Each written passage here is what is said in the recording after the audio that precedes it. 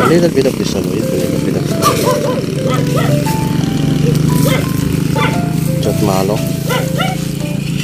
Chot malo.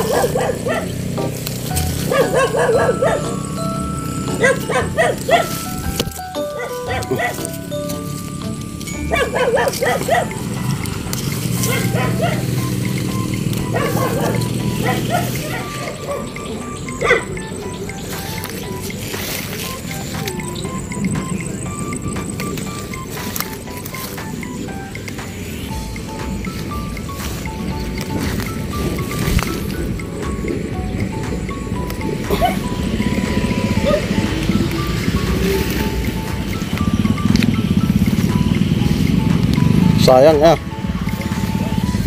Ape, may lago ko ma. Natangkanan.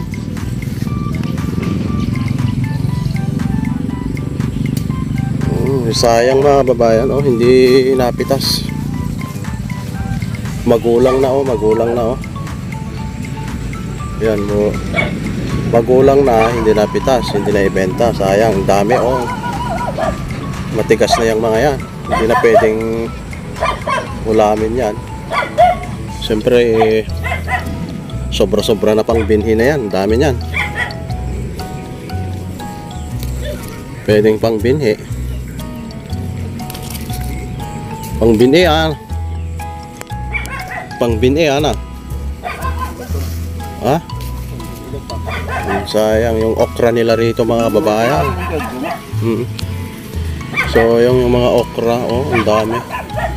Daming magulang na siya, magulang na sila. Oh.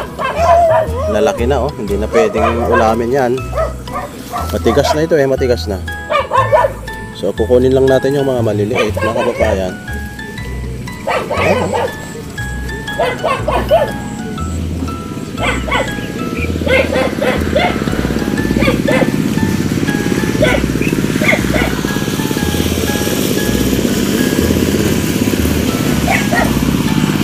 Sayang,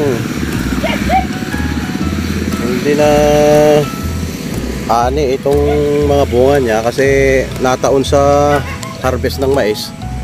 Kaya ang napagtuunan ng trabaho yung mais, kasi nag-iipon din sila dun mga nalagpasan kasi ang dami. Maraming mga nalagpasan dun sila kumukuha sila ng mga glean.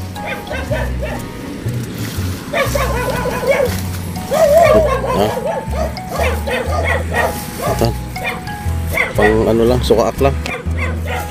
Ang bigat. Oo.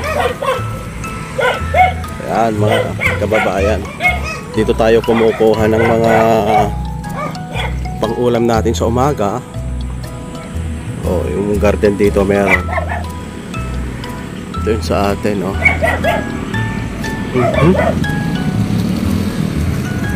Maraming saluyot, oh. Napakaluwang. Doon sa banda, tinanda na lang mais at saka munggo. Pero hindi maganda yung munggo. Kukunti lang yung maging bunga niya. Mga kalakan. So ito mga daon ng saluyot or jute malo na tinatawag sa Ingles. Jute malo. So ito baka pwede pa tayong kumuha ng kalamansi kung merong bunga. O meron dito. Wala lang kalamansi o walang bunga. Walang bunga yung kalamansi nila. Ito lang, oh. Ayan. Dayap. Ang liit ng puno yan mga kababayan, oh. Maliit na puno pero merong bunga na. Yung dayap dito, oh. Dayap pa rito, meron pa rito, hinog na. Ayan, oh. Hinog na yung mga bunga nito, oh. Ayan, oh. May mga bunga. Meron ding maliliit. At meron ding bulaklak pa, oh. Grafted yata to. Grafted na dayap. Ayan, mga kababayan.